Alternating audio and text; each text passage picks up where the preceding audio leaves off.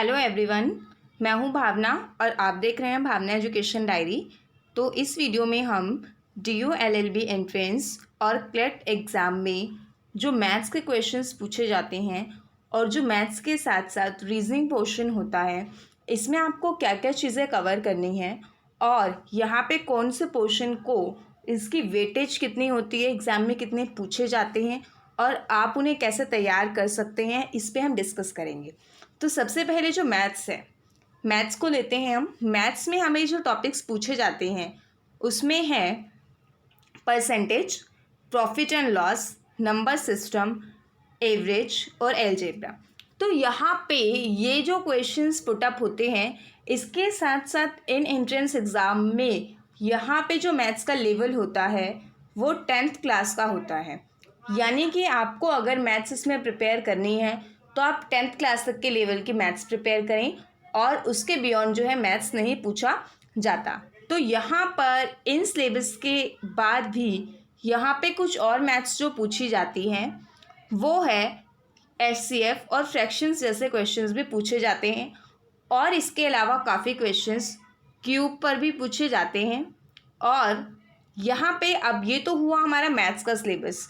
सबसे पहले सिलेबस को समझना ज़रूरी है, क्योंकि अगर हमें सिलेबस ही नहीं पता है तो यहाँ पे हम उसकी तैयारी कैसे करेंगे, फिर वो हवा में तीर मारने जैसा होता है।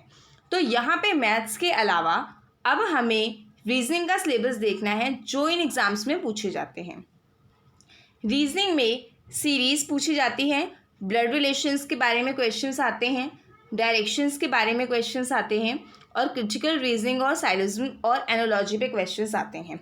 तो यहाँ पे ये सारे पोर्शंस आपको तैयार करने ज़रूरी हैं।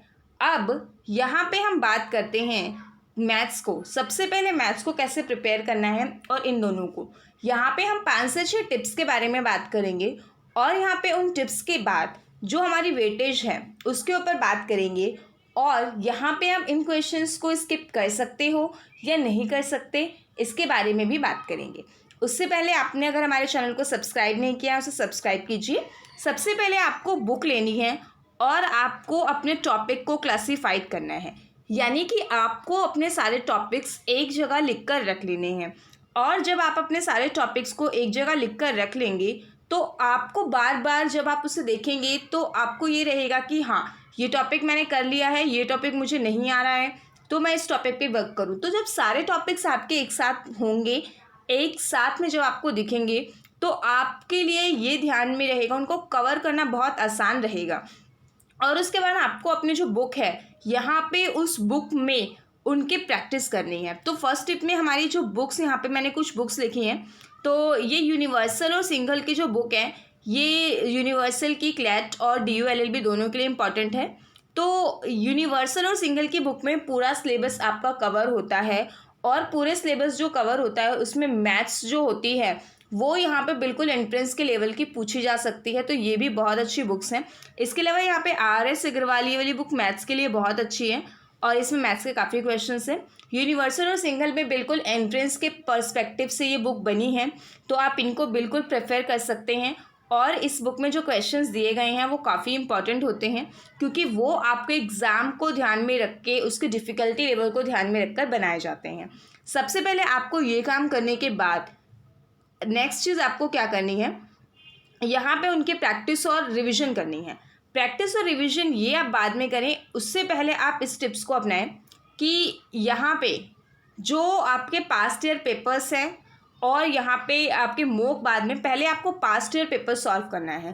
पास्ट ईयर पेपर्स जब आप सॉल्व करते हैं तो यहाँ पे आपके माइंड में सबसे पहले आपने सिलेबस देख लिया, देन जब आप पास्ट ईयर पेपर्स करोगे तो आपको यहाँ पे पता चलेगा कि आपके सिलेबस में से कितने क्वेश्चंस जो हैं वो पूछे जा रहे हैं और कितने क्वेश्चंस आपको नहीं अच्छे से आते। और जो क्वेश्चंस आपको नहीं आते हैं आपको उन पे ज़्यादा वर्क करने की ज़रूरत है। लेकिन उससे पहले आपको जो क्वेश्चन अच्छे से आते हैं उनको आप बिल्कुल अच्छे से प्रैक्टिस करके ख़त्म करिए। अब जब आप पास्ट ईयर पेपर्स करेंगे तो मॉक्स तो ज़रूरी होते ही हैं। पास्ट ईयर पेपर करने के बाद आपको उन क्वेश्चंस की प्रैक्टिस करनी है और उनकी रिवीजन करनी है। पास्ट ईयर पेपर में आप लिस्ट बना सकते हैं कि कितने क्वेश्चन ज़्यादा पूछे जाते हैं किस टॉपिक में से, और उन क्वेश्चंस को आपको रिवाइज करना है। तो यहाँ पे जब आप एक टॉपिक लेंगे, मान लीजिए यहाँ पे जो आपने परसेंटेज का टॉपिक लिया है या प्रॉफिट एंड लॉस का टॉपिक लिया है, तो ये क्वेश्चंस दोनों ही एग्जाम में क्लेट और DU-LLB में पूछे जाते हैं। तो आपने प्रॉफिट एंड लॉस लिया या परसेंटेज दिया, तो आपको 20 क्वेश्चंस ईच टॉपिक के सॉल्व करने हैं, और इन 20 क्वेश्चंस को जब आप सॉल्व करेंगे तो काफ़ी सारे स्टूडेंट्स की मैथ्स बहुत अच्छी होती है, तो काफ़ी सारे स्टूडेंट्स की मैथ्स बहुत बोरिंग होती है। मतलब बोरिंग नहीं, उन्हें बहुत ज़्यादा बोरिंग लगती है, और कुछ मॉडरेट होते हैं। तो जिन स्टूडेंट्स को बहुत बोरिंग लगती है वो यहाँ पे क्या करें, अपना टारगेट आप 5 क्वेश्चंस का लीजिए। जब आप 5 क्वेश्चन का टारगेट लेंगे और 5 क्वेश्चंस को सॉल्व करेंगे एक ही टॉपिक के, तो यहाँ पे आपका इंटरेस्ट डेवलप होगा। तो और उसके बाद आप अपने 5 क्वेश्चंस को सॉल्व करने के बाद अपना टारगेट 5 से 10 कर सकते हैं, और यहाँ पे आपका और इंटरेस्ट डेवलप होगा, और उसके बाद आप 20 क्वेश्चंस का अपना टारगेट रख सकते हैं। तो जिस तरह से अभी एग्ज़ाम में बहुत टाइम है, तो यहाँ पे आपके टॉपिक्स बहुत ज़्यादा नहीं हैं, थोड़े टॉपिक्स हैं। तो यहाँ पे आप शेड्यूल के अकॉर्डिंग एक दिन में एक टॉपिक के कम से कम 20 से 30 क्वेश्चंस को सॉल्व कर सकते हैं।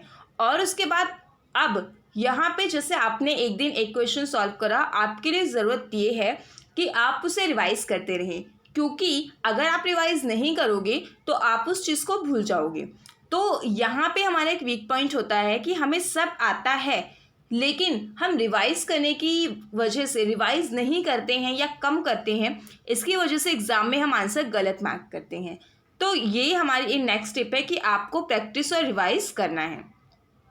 इसके बाद जो मॉक टेस्ट जब आप करेंगे, मॉक टेस्ट ज़रूरी है, पास्ट ईयर पेपर्स भी ज़रूरी है।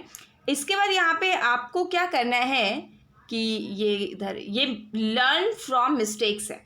तो यहाँ पे पास्ट ईयर जब आप पेपर करोगे और मॉक टेस्ट करोगे, पास्ट ईयर पेपर पहले करोगे और मॉक टेस्ट बाद में करोगे, और मॉक टेस्ट में अब आपके जो क्वेश्चंस सही नहीं आ रहे हैं, या किन क्वेश्चंस, कई बार क्वेश्चंस में आपने जो आंसर निकाला है आप उस आंसर के लिए श्योर नहीं होते, तो यहाँ पे आपको अपने वीक पॉइंट और मिस्टेक्स इनको इम्प्रूव करना है, क्योंकि अगर आप इम्प्रूव नहीं करोगे तो यही गलती एग्ज़ाम में भी होगी।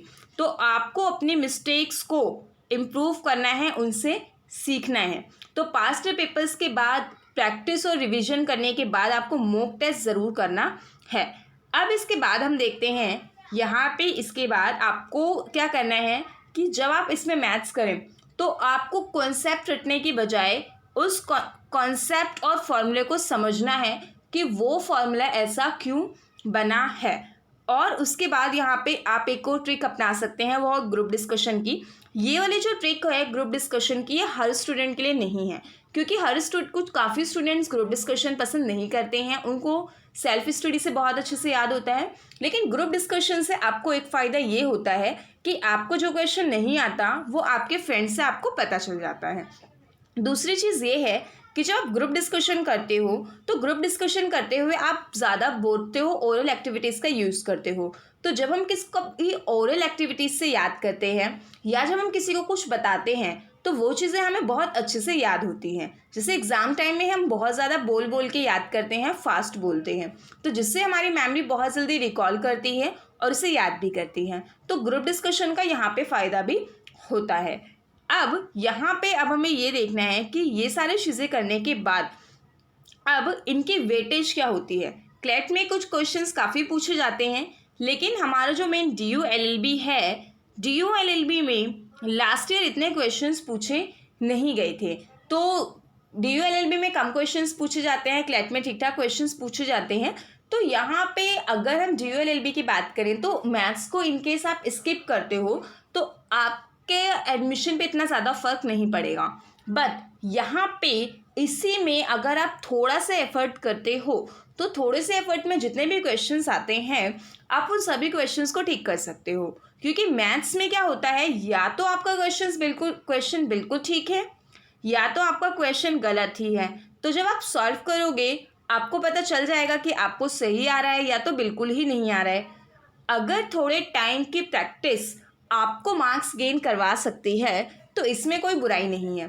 तो मैथ्स सेक्शन को मैं आपको सजेस्ट नहीं करूँगी कि आप इसे स्किप करो। हालांकि इतने ज़्यादा क्वेश्चंस नहीं आते हैं, बट थोड़े एफर्ट में आपके काफ़ी मार्क्स गेन हो जाते हैं, क्योंकि कई बार सिमिलर मार्क्स होने पर भी आपको एडमिशन नहीं मिलता, एकदम जब मार्जिन पे होते हैं। तो यहाँ पे एक एक नंबर मैटर करता है, और इसीलिए आप मैथ्स को प्रिपेयर कीजिए। थोड़े टाइम में मैथ्स प्रिपेयर करेंगे, आराम से हो जाएगी, अभी टाइम है। तो इसके बाद वेटेज जो है इसकी कमी पूछी जाती है। So that's all from my side and don't forget to subscribe my channel. अगर आपकी कोई भी क्वेरी है आप उसे कमेंट सेक्शन में पूछ सकते हैं, या इंस्टाग्राम पे आप हमसे पूछ सकते हैं। और हमारे इंपॉर्टेंट मॉक टेस्ट सीरीज़ की मॉड्यूल्स के लिए आप हमारे से टेलीग्राम पर जुड़ सकते हैं, वहाँ पे इनकी पीडीएफ्स अवेलेबल हैं। Thank you.